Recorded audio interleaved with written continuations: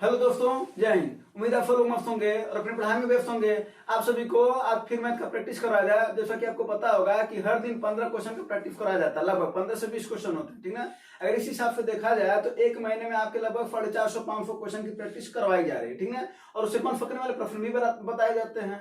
यानी अगर आप हमसे 5 से 6 महीना भी जुड़ेंगे तो आपके पास कम से कम 3000-3500 क्वेश्चन का सॉल्यूशन आपके पास होगा, ठीक है ना। तो चलिए मैथ का प्रैक्टिस शुरू किया जाए और आप इसी तरीके से काम करते रहिए। देखिए जरा पहला क्वेश्चन देखिए क्या कर रहा है।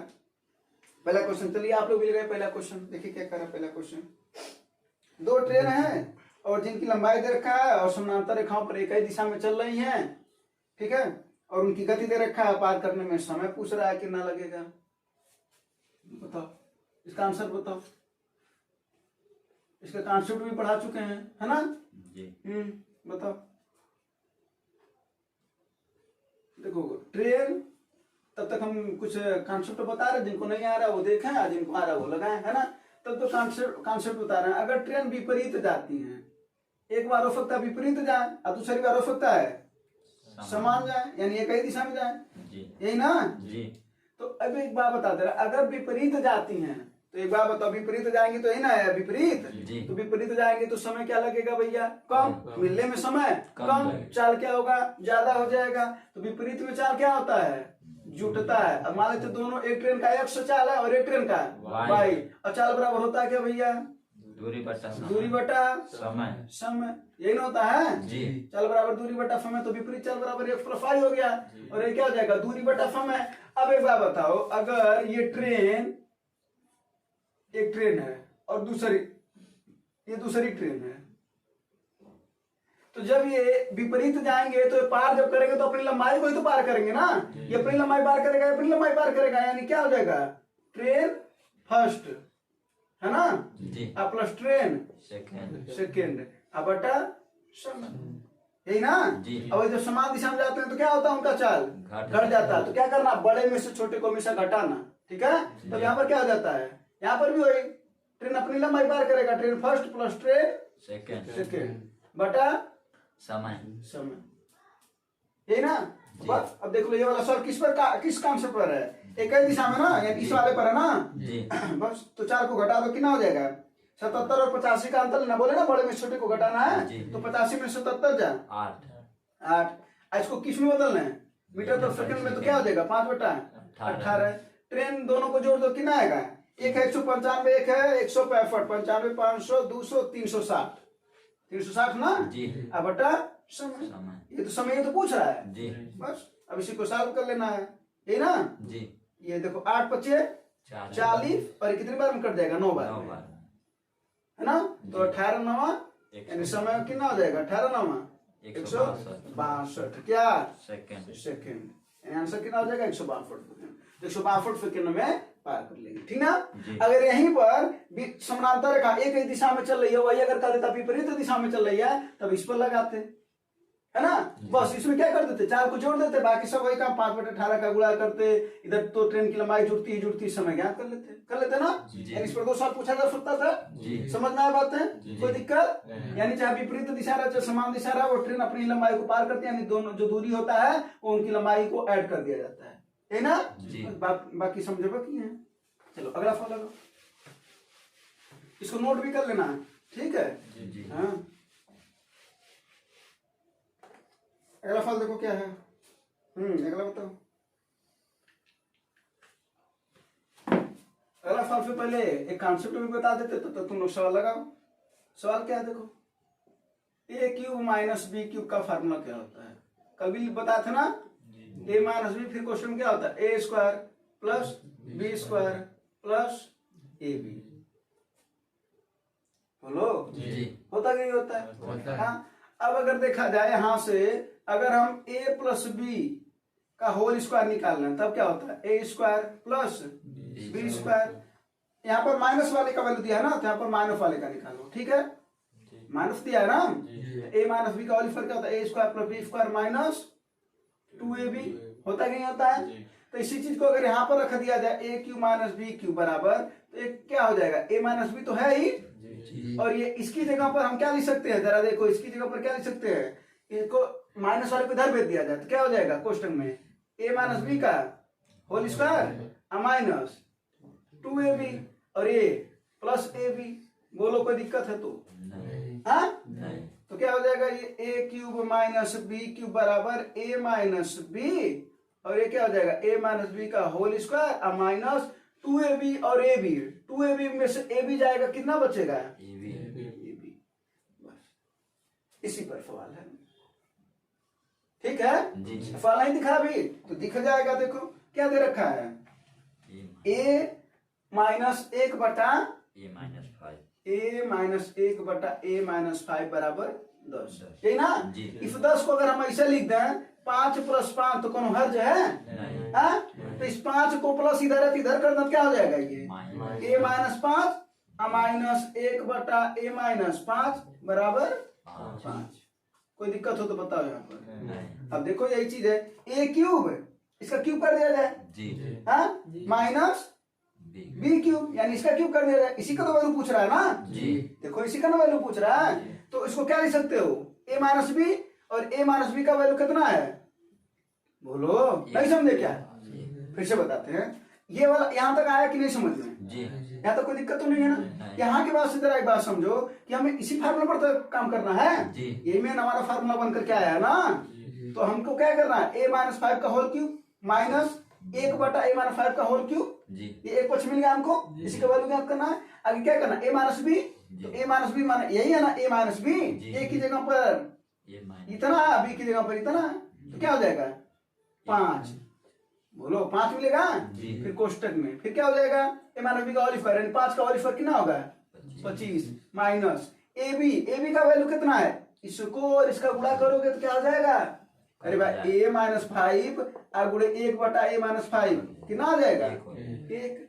तो 25 में से 1 हजार 24 बच्चे 120 24 बच्चे।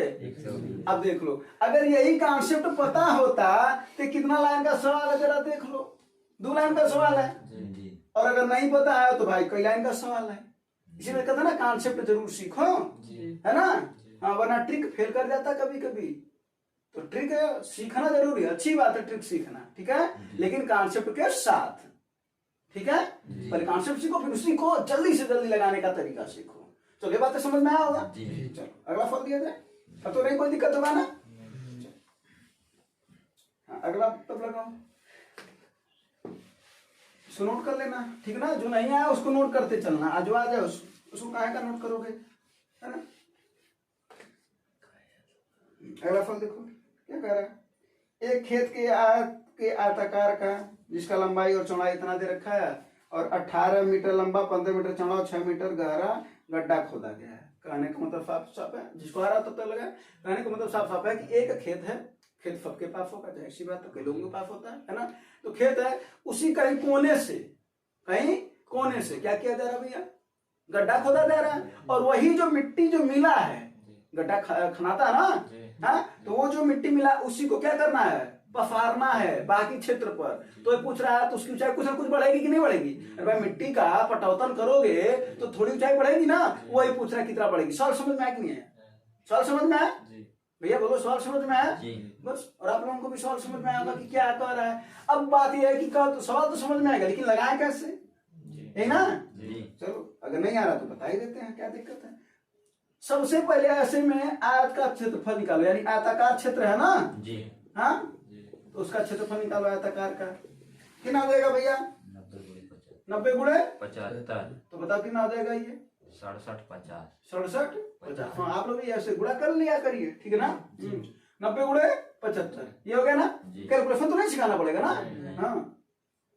सबसे पहले क्या करना है ऐसे सवाल में जब अभी कहीं कोने से गड्ढा खाना जाएगा तो क्या करना है सबसे पहले आयत का क्षेत्रफल निकाल लेना है पहला काम। दूसरा काम एक बात बताओ अगर हम बात करें यहाँ पर कि ये आयत है ठीक है ना ये 90 और 75 का आयत है। अब ये कह रहा है 18 मीटर कोई कोने पर मान लेते हैं ये कोना है यही ना तो कह रहा है 18 मीटर लंबा और 15 मीटर चौड़ा यानी 18 और 15 का मान लेते हैं 15 ये 18 है मान लेते है ना। तो कह रहा 18 और 15 का कोने पर हमको खनना है है ना। यानी इतना एरिया देखा जाए तो यहाँ से निकल रहा है कि नहीं निकल रहा है भाई, 15 और 18 का एरिया निकला ना, सबसे पहले उसको निकालो। यानी कोने का एरिया, कोने का यानी कोने का क्षेत्र कितना हो जाएगा 15 गुणे 18, ये कितना आएगा भैया 15 गुणे 18, 15 × 120 के 0 और 15 का नाम 15 12 27, 270 आएगा ना। हाँ एक क्या था, कोई दिक्कत नहीं। अब देखो ये इतने एरिया से इतना एरिया निकल गया कि नहीं निकल गया, तो निकाल दो। तो इस यानी इतने में से इसको घटा दो, कितना आ जाएगा। ये तीसरा काम है। यानी तीसरा काम क्या किए, 67 50 में से 270 को माइनस कर दो, 0 15 में 7 जा 8, 6 में से 2 जा 4 64 80 जी, बोलो बोलो जी। यानी बचा हुआ एरिया क्या है भैया 64 80 है, यही है ना। अब हमको क्या करना है, अब हमें 18 15 और गहराई भी तो है, कितने की 6 मीटर। वही मिट्टिया उतार करके यानी निकाल करके यहाँ से इसी पर क्या करना है, फैलाना है जी, यही ना।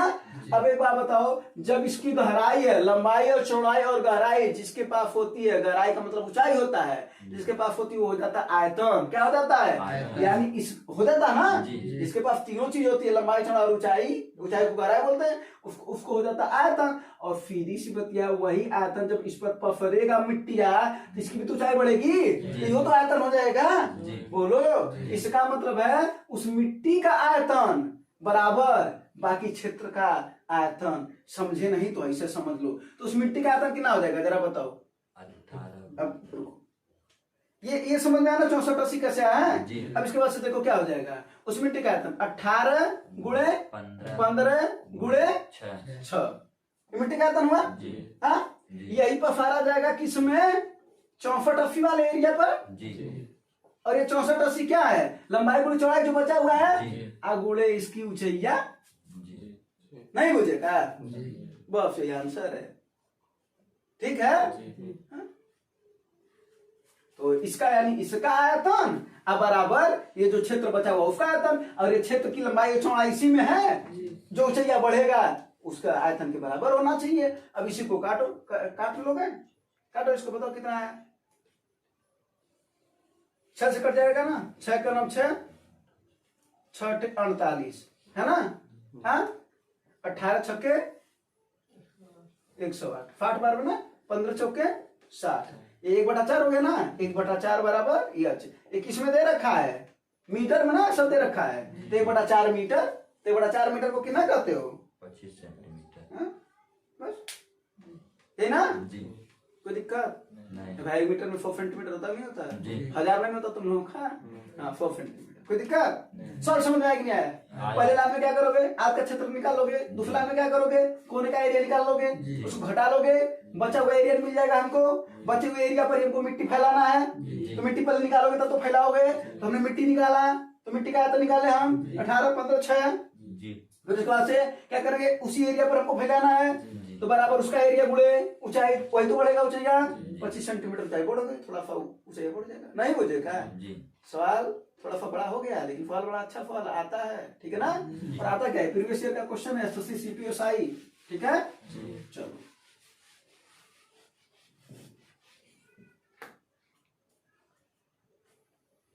अगला लगाओ।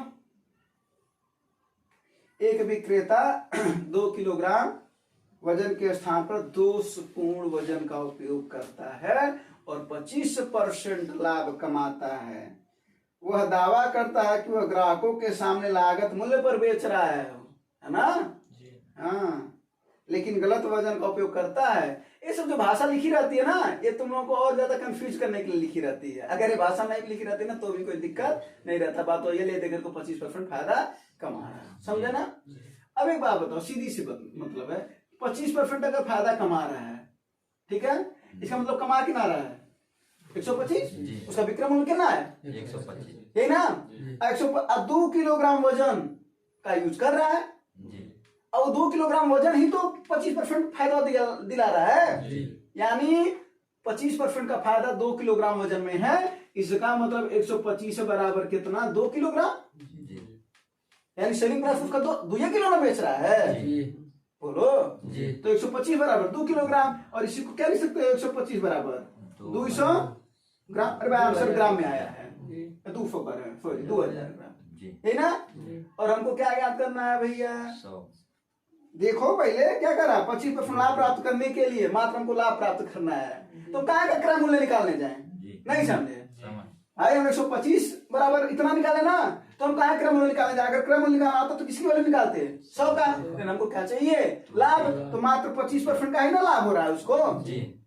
वो तो त्रुटि हम करना को 25% ले रहा है ना, तो 25% वो तो कमा रहा है ना जी। हमें घाटा हो रहा लेकिन उससे फायदा हो रहा है, तो 25 बराबर कितना क्या हो जाएगा 25 गुणे 2000 बटा 125, 25 बच्चे 125, 5 चौके 20, 400 ग्राम का फायदा वो ले रहा है, ठीक है जी। हाँ जी, सर पैसे भी लगा सकते थे, 125 और क्या ना 25% का फायदा हो रहा है जी, है ना जी। तो इसका मतलब अगर 4 आता है क्रय तो कितना हो जाता है विक्रय 125, इसका रेशियो निकाल लो, 25 चौके 100, 25 बच्चे है ना, और एक 5 किसके बराबर है, अरे सॉरी 2 किलोग्राम ना, यानी 2000 के बराबर है जी, है ना। तो इनका फायदा कितना हो रहा है, 4 से 5 हुआ, कितने का फायदा हो रहा है 1 का ना, तो अगर 5 बराबर 2000 तो 1 बराबर वही ना, 1 गुणे 2000 बटा 5, तब वो आता है जी। अरे चिन्ह थोड़ी ना जाएगा, ये परसेंटेज में ये भाग में है बस, है ना, कोई दिक्कत नहीं आया समझ में, आया अच्छी बात है। तो अगला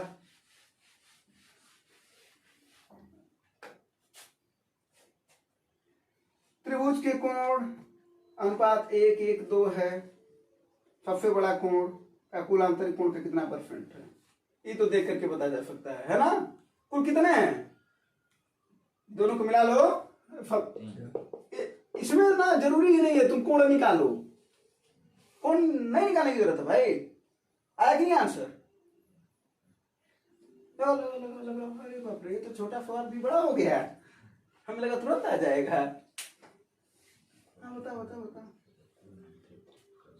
आप लोग भी बताएं 50%, हाँ कितना 50%, एक लोग आ गया 50%, अरे भाई देख लो ना इधर, अरे आप सब चीज को छोड़ो, ऐसे समझो, ये एक भाग है, एक भाग है, ये 2 भाग है, मिलकर के कुल कितने भाग है 4 भाग है, कुल कितने भाग है कुल 4 है, और सबसे बड़ा भाग कितना है 2 गुणे 100, है ना। क्या सोच रहे हो, काहे का कोण निकालना, नहीं चाहते तो कोण भी निकाल लेते, तो कोण निकालने जाते क्या हो जाता है 1 और 1 और 2 यानी x प्लस 2x बराबर 180। भाई त्रिभुज के तीनों अंतर कोणों का कितना होता है 180, तो 2 2 4 4x बराबर 180, तो x बराबर 45 डिग्री, तो इसका वैल्यू कितना आता है 45, इसका कितना आता है 45, इसका कितना आता है 90,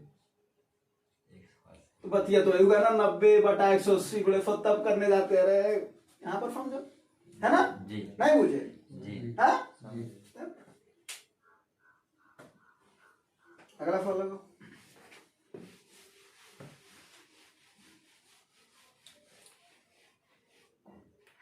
अगला फल लगा लो ये वाला, एक कंपनी में सभी कर्मचारियों का औसत वेतन 14,000 रुपया है, 5 का इतना है और फेफ का इतना है, तो कंपनी में कर्मचारियों की कुल संख्या बताओ।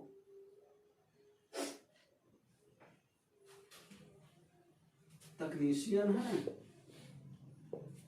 और शेष है,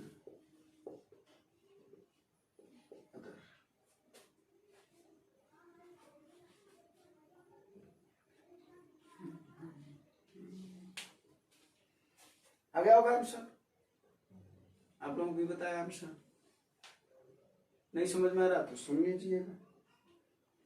एक कंपनी में सभी कर्मचारियों का औसत दे रखा है, 5 तकनीशियनों का दे रखा है, तकनीशियन कितने हैं 5 है ना, हाँ इसकी संख्या हमको पता नहीं है ना, तो तकनीशियन का औसत कितना है 18,000, बोलो कितना है 18,000, और इनका कितना है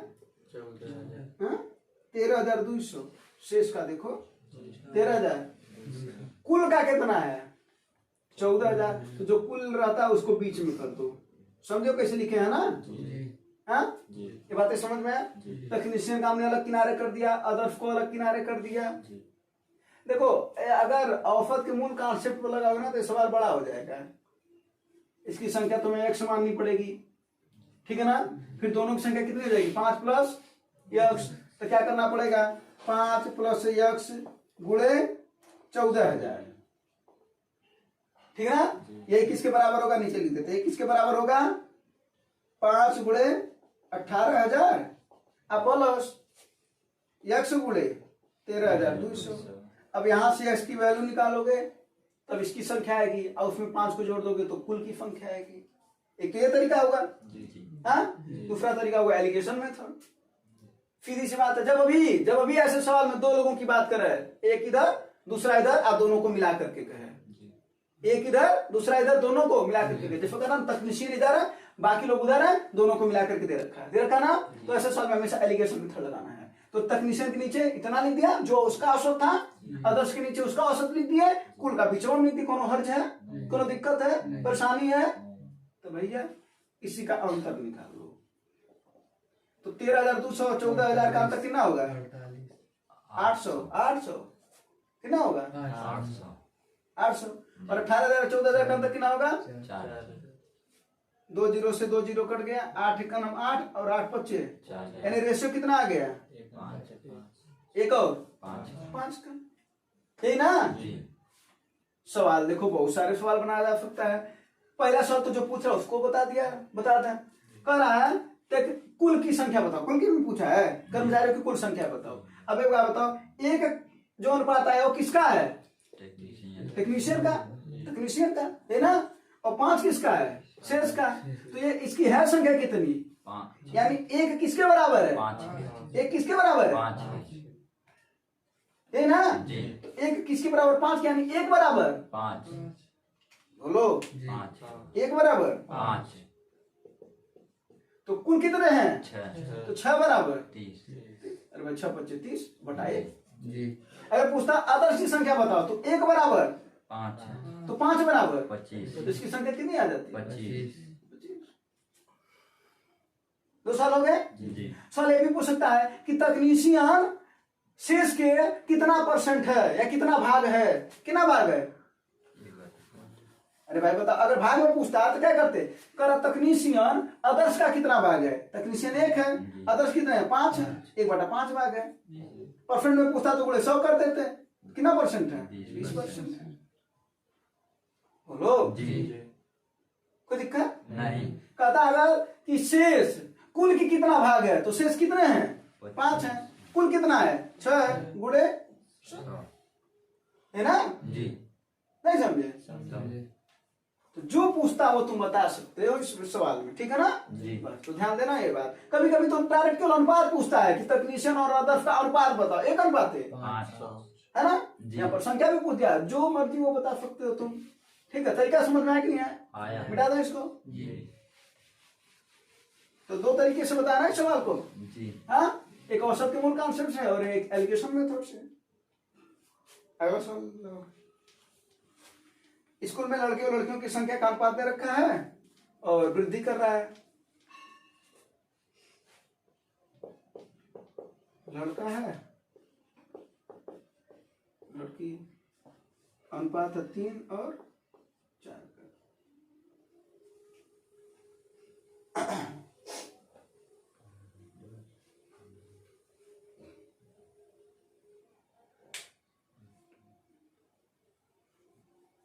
अरे भाई इसका आंसर तुरंत आना चाहिए, इतना फ्लो लगा रहे हो। कितना आया, 33:46, यही ना। देखो इधर बाकी लोग का, अरे देखो पहले क्या कर रहा है, 10% लड़कों में वृद्धि कर दो। जब भी ऐसा सवाल देता है ना तो परसेंट को हटा दो, क्योंकि उसका अनुपात पूछ रहा है ना, हटा देना चाहिए। क्यों हटा देना चाहिए जरा देख लो। इसमें 10 का वृद्धि कर दोगे, चलो यहाँ नीचे कर देते हैं दूसरा लाइन, 10 का वृद्धि कर दोगे 110 बटा 100।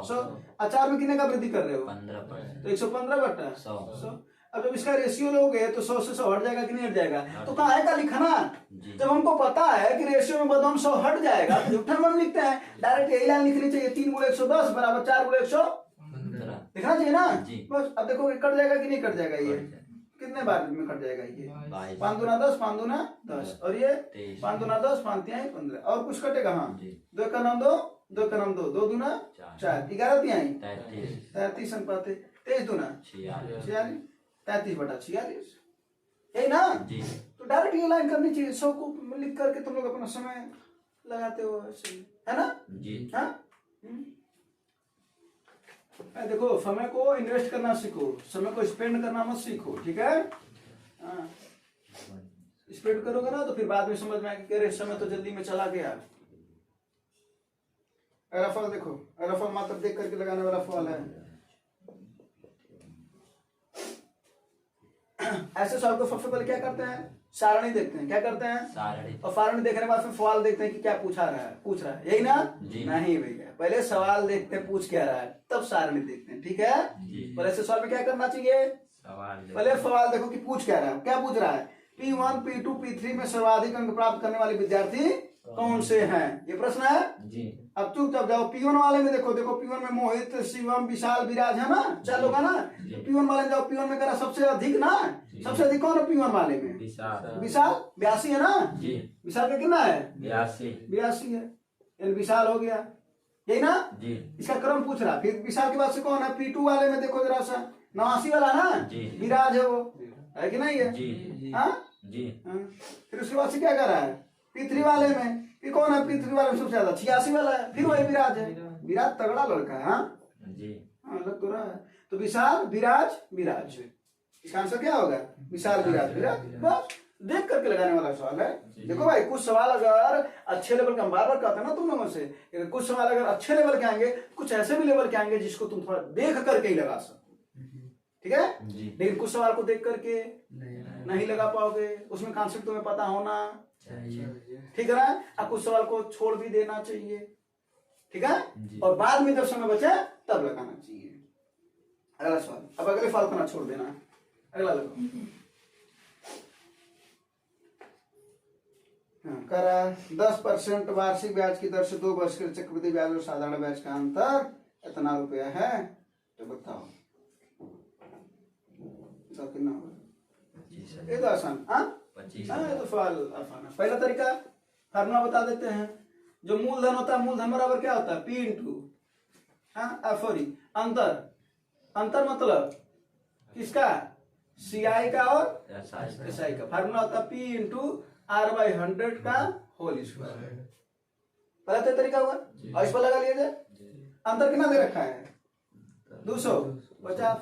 P कितना है? वही तो पूछ रहा है ना? R कितना है? 10%। क्या हो जाएगा? 10 का स्क्वायर यानी 10 गुणे 10 बटा 100 गुणे 100, ये कट जाएगा ना? ये 100 इधर आएगा, कितना हो जाएगा? 25,000।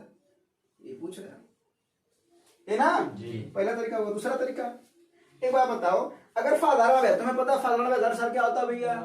बराबर होता है। तो 10% का अगर 2 साल साधारण ब्याज हमको मिले तो साधारण ब्याज यानी सिंपल इंटरेस्ट कितना हो जाएगा? 20%। अरे 10 साल, इस साल 10 साल, अगले साल, यही ना? अब 10% का हमको 2 साल के लिए अगर हमको मिला CI तो क्या होता है? 10 + 10 + 10 गुणे 10 बटा 100 होता है। तो भाई चक्रवृद्धि ब्याज में ब्याज पर भी ब्याज मिलता है, तो क्या हो जाता है? कितना हो जाता है? कितना हो जाएगा? 21%, है ना? करा इसी का अंतर 250 रुपया है, करा ना? यानी 20% का अंतर और 21% का अंतर कितना होता है? 1%। 1% की वैल्यू कितनी है? 250। हमको चाहिए किसकी वैल्यू? 100 की वैल्यू गुणा कर दो, क्या हो जाएगा? 25,000। अच्छा ऐसे लगा लो, अच्छा ऐसे लगा लो, मर्जी तुम्हारी, ठीक है? हाँ देखो, ये 2 साल के लिए ये काम करता है, 3 साल के लिए काम नहीं करेगा, लेकिन ये 3 साल कितना भी रहे कैलकुलेशन वर्क करना पड़ेगा, लेकिन ये काम करेगा, ठीक है ना? यही 2 साल की जगह पर अगर 3 साल हो जाता ना तो यही काम करता, ठीक है? मिटा दें इसे, अगला लगाओ।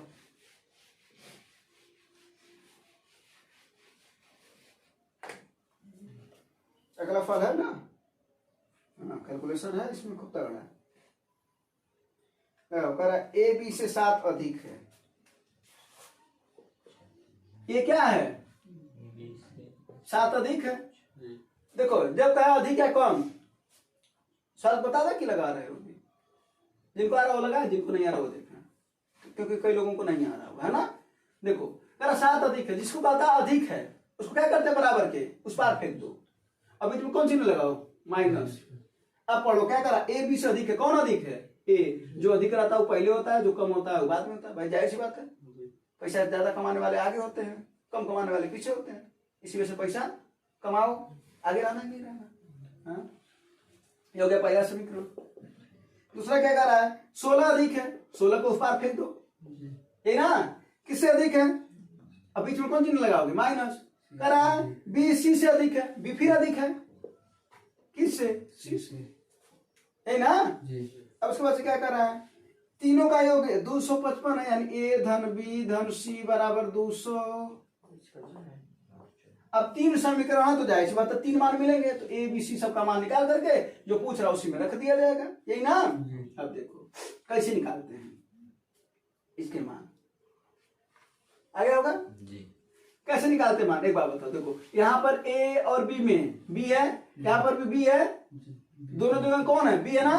तो यहाँ पर क्या करो ना, सबको बी में बदल दो, किस में बदल दो, बी में। यानी अगर हम यहाँ से ए का वैल्यू क्या करो तो माइनस है ना, उधर जाएगा क्या हो जाएगा, प्लस हो जाएगा। तो ए का वैल्यू कितना आ जाएगा, बी प्लस 7। समझ में आया कि नहीं है भाई, ये बी उधर जाएगा तो प्लस हो जाएगा ना, तो बी प्लस 7 प्लस बी तो है ही, उसको काहे का डिस्टर्ब करना, तो सी को डिस्टर्ब किया जाए, सी को इधर भेज दो तो माइनस ये तो क्या हो जाएगा प्लस।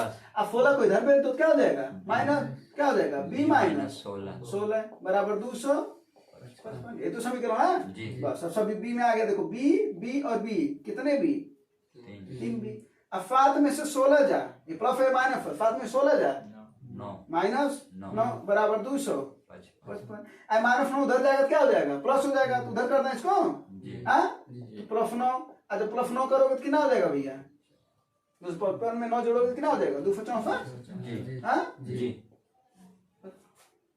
अब ये 3 से कट जाएगा, 3 अठे 24, अब फिर 3 अठे 24, यानी बी की वैल्यू कितनी आ गई 88।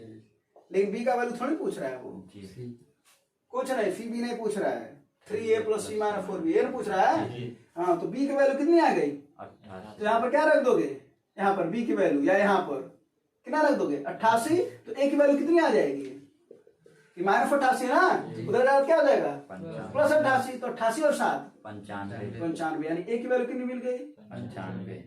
फिर हमको किसकी वैल्यू चाहिए, सी का, यानी ए मिल गया बी मिल गया, अब हमको किसकी चाहिए सी का। ये माइनस सी उधर जाएगा क्या हो जाएगा प्लस, यही ना।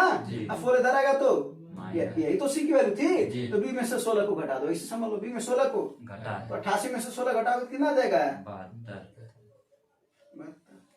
अब क्या पूछ रहा है, 3a + c - 4b है ना। अब गुणा कर लो, 3 का 95 में गुणा करना है, कितना आ जाएगा 285। भाई 3 गुणे 95 माइनस फिर क्या है सॉरी प्लस है ना, प्लस सी यानी 72 माइनस 4 गुणे बी यानी 88। अब तो इसका कोई फॉर ट्रिक है, कोई ट्रिक नहीं है, ठीक है। हाँ, बाकी ये सोचो नहीं फिर भी ट्रिक बताइए, कोई ट्रिक इसका नहीं होता है, ये सब सवाल लगाए जाते हैं, बस तुम्हारा कैलकुलेशन जितना फास्ट होगा उतने जल्दी सवाल लग जाएगा, ठीक ना जी। बस ये सब कुछ चीजों को लिखने की जरूरत नहीं पड़ती, अगर तुम पहले ही समझ लेते कि ये कैसे हो जाएगा b + 7, ये कैसे हो जाएगा c की वैल्यू b - 16, पास से b की वैल्यू निकल जाती जल्दी में, वही कर सकते हो, है ना जी। तो 95 में 3 का गुणा करो कितना आ जाएगा भैया 285 अब प्लस 72 को ऐड करके घटा करके आंसर बता देना भैया। 4 अठे 8 चौक 32 और 8 चौक 32 3 35, यही ना आएगा 352। अब इन दोनों को जोड़ करके इसमें से घटा दो, जो आ जाएगा वो आंसर, ठीक है जी। कोई दिक्कत, इकाई से भी खेल सकते हो, चाहो तो 5 2 7 7 में 2 जा यानी 5 वाला होगा, फिर वही आ रहा ना, बस वही है, जरूरत नहीं है कैलकुलेशन करने की, ठीक है जी। समझ में आया कि नहीं है, चाहो तो नोट कर सकते हो, स्क्रीनशॉट आप लोग ले सकते हैं, है ना जी। अगला सवाल ये रहा आपके स्क्रीन पर। अगला फल देखो, अगला फल क्या है, चुनाव वाला फल है, ठीक है ना जी। इसको लगाओ, कितने पार्टी हैं 2 पार्टी है, ए और बी। क्या कर रहा है, ए को डालेंगे कुल मतों का 37% प्राप्त होता है, यानी ए को कितना प्राप्त हो रहा है भैया 37। कुल वोट कितने होते हैं 100%। 100 में 37 से पा रहा तो बी कितना पा रहा होगा, जाहिर सी बात है 100 में से 37 को घटा दोगे तो वही तो भी पाएगा जी। कितना पाएगा ये 63। कोई दिक्कत नहीं। बोलो नहीं। अब कह रहा है कि ये इससे हार जा रहा है, जाहिर सी बात हार रहा है जी। भाई, कम पाया, ये ज्यादा परसेंट पाया तो हार ही रहा ना जी। कितना परसेंट ज्यादा पाया ये और ये कितना परसेंट कम पाया है, तो 63 में 37 को क्या कर दो घटा कितना आएगा 26। तो 26 बराबर किसके 338 के। अरे भाई चाहे हम 26% वोट से हार गया, अच्छा आका 338 वोट से, जी। तो इसका मतलब दोनों क्या है बराबर है, तो 26 बराबर 338। तो किसका वैल्यू पूछ रहा है कुल वोट का, कुल कितने हैं 100। तो क्या हो जाएगा 100 गुणे 338 बटा 26, यही ना, इसको काट दो 13 दूना 26 और एक कितना हो जाएगा 13 दूना 26 और कितना बता 7 और 13 छके 78 2 13 आएगा 26 कितना आ जाएगा 13, यानी कुल वोट कितने हैं 13। यही ना जी। कोई दिक्कत। हाँ अगला सवाल है और यही लास्ट भी है, चलो बताओ ये वाले सवाल को बताओ, और ये वाला भी सवाल प्रैक्टिस करवा चुके हैं, देखते कितनों को पता है। चोरवा पुलिस वाला सवाल है ना। तो बताओ जिनको जिनको पुलिस बनना हो तुरंत बताएं। ऐसे सवाल में सबसे पहले हम बताए भी होंगे कि क्या याद करना चाहिए समय। आज समय बराबर क्या होता है भैया दूरी बटा चाल। एक चीज इसमें क्लियर है क्या चाल पहले है ना, कितना है एक का 10 है और एक का 12 है, दोनों एक दिशा में जा रहे हैं ना, तो जब एक ही दिशा में जाते हैं तो चाल घटता है, चाल क्या होता है, तो चाल कितना हो गया दूरी। अरे भाई 10 में से 12 जा दूरी, मैंने 12 में 10 जा, अंतर लेना उसका, तो 12 में 10 जा 2, ऐसी को क्या कर देंगे 5 बटा 18। कितना दूरी पहले भाग चुका था चोर, बोला ना 250 मीटर की दूरी पर पुलिस देखा, इसका मतलब 250 मीटर भाग चुका था, 250 मीटर हो गया ठीक ना। 2 25 10 कट गया, कितना आ गया 25 गुणे 18 18 25 90 जीरो आया, 18 दूना 36 36 9 45 405 क्या सॉरी 450 सेकंड कितना आया 450। अगर पूछा होता कि कितना समय में पकड़ा गया तो कितने समय में 450 सेकंड है ना। 450 सेकंड को क्या बोलते हो, 450 सेकंड को अगर बोला जाए तो मिनट में क्या बोलोगे 7 मिनट 30 सेकंड जी 7.5 मिनट है ना। चलो लेकिन वो नहीं पूछ रहा है, अगर समय पूछता तो आपका आंसर यही होता, लेकिन वो क्या पूछ रहा है पकड़े जाने से पहले चोर कितनी दूरी भाग चुका था। क्या ज्ञान करना हमको भैया, हमको दिन बताते दूरी भी पूछा जा सकता, तो दूरी बराबर क्या होता है चाल गुणे समय है ना। चाल कितना है चोर का 10 है, 10 गुणे 5 बटा क्या कर देंगे 5 बटा 18 नहीं करोगे क्या जी। हाँ मीटर पर सेकंड में लाने के लिए ये किलोमीटर प्रति घंटा में है ना, गुणे समय कितना है ना, इसको काट दो 9 दूना 9 पच्चे कितनी बार में कट जाएगा 25 बार में 25 पच्चे 125 और इसके आगे क्या है जीरो ना, तो 1250 क्या मीटर यानी 1.25 किलोमीटर है ना जी। भाई 1250 मीटर को चाहे 1.25 किलोमीटर को, कोई दिक्कत नहीं बोलो नहीं। ये इतना भाग चुका था चोर। अगर पुलिस का पूछता तब क्या होता है, तब यहाँ पर हो जाता 12 गुणे 5 बटे 18 गुणे 450 है ना, कोई दिक्कत नहीं। यही सब सवाल थे, यही सब समझाने थे। उम्मीद है कि आप लोगों को भी ये सवाल समझ में आया होगा। धन्यवाद, जय हिंद।